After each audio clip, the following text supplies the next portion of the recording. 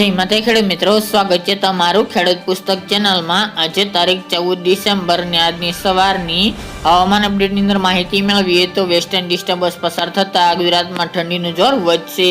ગુજરાત માટે આવનાર દિવસોમાં ઠંડીને લઈને મોટી આગાહી કરવામાં આવી છે, તો તેની સંપૂર્ણ માહિતી મેળવીશું। આવનાર દિવસોમાં તાપમાન કેટલું જોવા મળશે તેની પણ અપડેટ મેળવીશું। તો ગુજરાતનું વાતાવરણ આવનાર દિવસો માટે કેવું જોવા મળશે તેની સંપૂર્ણ માહિતી આપણે આ વિડીયોની અંદર મેળવીશું। ચેનલમાં નવા હોય તો ચેનલને સબસ્ક્રાઇબ કરી દેજો અને વિડીયોને લાઈક આપીને શેર કરી દેજો।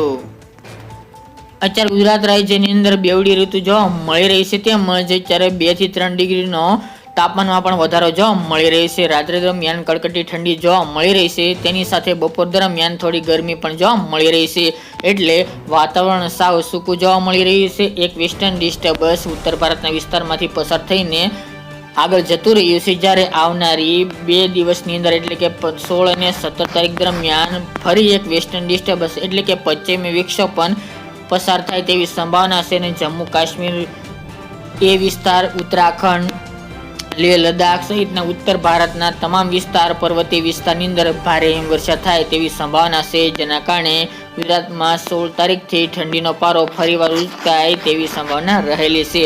આ વર્ષે ગુજરાતમાં ઠંડી મોડી શરૂ થઈ છે, તેની સાથે આ વર્ષે શિયાળો પણ સાવ ટૂંકો ગણવામાં આવી રહ્યો છે તેવી આગાહી કરવામાં આવી છે, પરંતુ હજુ ડિસેમ્બર મહિનાનો એન્ડ મહિનો ચાલી રહ્યો છે, સાથે જ હજુ જાન્યુઆરી મહિનામાં પણ કડકડતી કોલ્ડ વેવની પણ શક્યતા દેખાઈ રહી છે, પરંતુ આ વર્ષે શિયાળો લાંબો ચાલે તેવી શક્યતા ખૂબ ઓછી જોવા મળી રહી છે।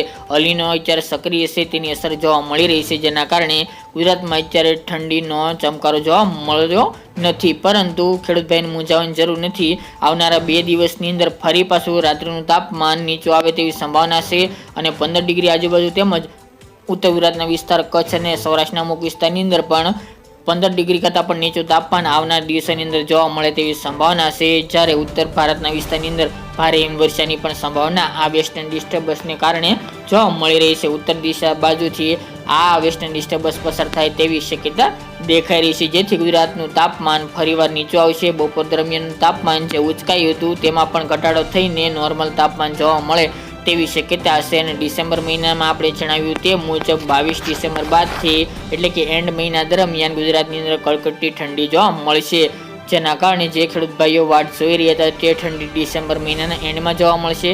સાથે જ જાન્યુઆરી મહિનાની શરૂઆતમાં પણ કોલ્ડ વેવની શક્યતાઓ દેખાઈ રહી છે, તેની અપડેટ પણ આપણે આપતા રહીશું। હવે મિત્રો વાત કરવા જઈએ તો તાપમાનની, અત્યારે મિત્રો 2 દિવસ પ્રમાણે ઉત્તર ગુજરાતના ઘણા બધા વિસ્તારની અંદર તાપમાન 15 ડિગ્રી કરતાં પણ નીચું આવ્યું હતું, અત્યારે નોર્મલ ફરી પાછું જોવા મળી રહ્યું છે। આજની અપડેટ પ્રમાણે જેમાં સૌરાષ્ટ્રના વિસ્તારોની અંદર ભાવનગર હોય, રાજકોટ, જામનગર, હળવદ, સુરેન્દ્રનગર, જૂનાગઢ, પોરબંદર, દ્વારકા, અમરેલી, બોટાદ સહિતના વિસ્તારની અંદર 19-20 ડિગ્રી આજુબાજુ તાપમાન નોંધાઈ શકે છે। સાથે રાત્રિ દરમિયાન જ્યારે કચ્છના તમામ વિસ્તારની અંદર ખાવડા હોય, નલિયા, ગાંધીધામ એ વિસ્તારની અંદર 20 ડિગ્રી કરતાં પણ નીચું તાપમાન રહી શકે છે।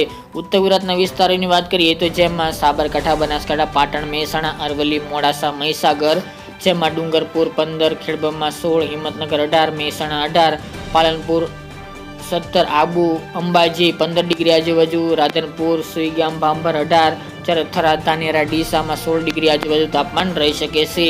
મધ્ય ગુજરાતની અંદર આણંદ, નડિયાદ, ખેડા, કપડવંજ, અમદાવાદ સહિતના વિસ્તારની અંદર 20 થી 19 ડિગ્રી આજુબાજુ, દાહોદ, ગોધરા, છોટાઉદેપુર જે પૂર્વ વિસ્તાર છે, લુણાવાડા સહિતના વિસ્તારની અંદર 18, 19 ગોધરા આજુબાજુ, દાહોદમાં 16 ડિગ્રી આજુબાજુ તાપમાન રહી શકે છે। વડોદરામાં 20 ડિગ્રી, તેની સાથે દક્ષિણ નાયના વિસ્તાર ભરૂચ, અમોદ, અંકલેશ્વર, સુરત, વલસાડ, વાપી એ વિસ્તારની અંદર 20 થી 22 ડિગ્રી તાપમાન નોંધાય તેવી સંભાવના દેખાઈ રહી છે। 2 દિવસ બાદ એટલે કે 16 તારીખથી ફરીવાર રાત્રિનું તાપમાન નીચું આવશે, જ્યારે બપોર દરમિયાનનું તાપમાન પણ 2 થી 3 ડિગ્રી નીચું આવે તેવી સંભાવનાઓ રહેલી છે।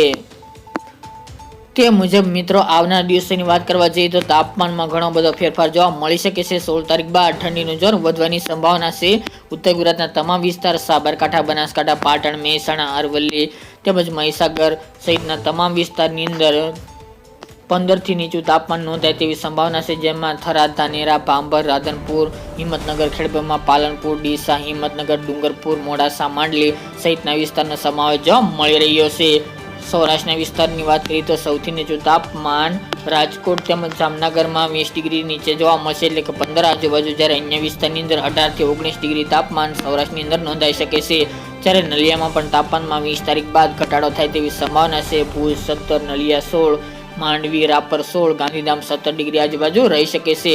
મધ્ય પૂર્વ ગુજરાતની અંદર પણ 16 ડિગ્રી આજુબાજુ તાપમાન આવનાર દિવસોની અંદર નોંધાય તેવી સંભાવના છે. તો મિત્રો ખાસ કરીને જે રવિ પાક માટે ઠંડીની જરૂરિયાત હતી તે ઠંડીનો રાઉન્ડ આવી રહ્યો છે અને 16 તારીખથી ઠંડીમાં વધારો થાય તેવી સંભાવના છે, કારણ કે 2 દિવસ બાદ ઠંડીમાં વધારો થશે, સાથે તાપમાન નીચું આવશે અને પશ્ચિમ વિક્ષોભ પણ એટલે કે એક વેસ્ટર્ન ડિસ્ટર્બન્સ પસાર થવાનું છે ઉત્તર ભારતના વિસ્તારમાંથી, જેને કારણે ગુજરાતમાં ઠંડીનું જોર વધે તેવી શક્યતા દેખાઈ રહી છે. જમ્મુ કાશ્મીર, લેહ લદ્દાખ, પંજાબ, હરિયાણા, ઉત્તરાખંડ સહિતના વિસ્તારની અંદર ભારે હિમવર્ષા થવાની સંભાવના દેખાઈ રહી છે. હવે આગળ પણ આવી જ રીતે વેસ્ટર્ન ડિસ્ટર્બન્સ પસાર થશે, જેના કારણે ગુજરાતમાં ઠંડીનું જોર વધે તેવી સંભાવના છે.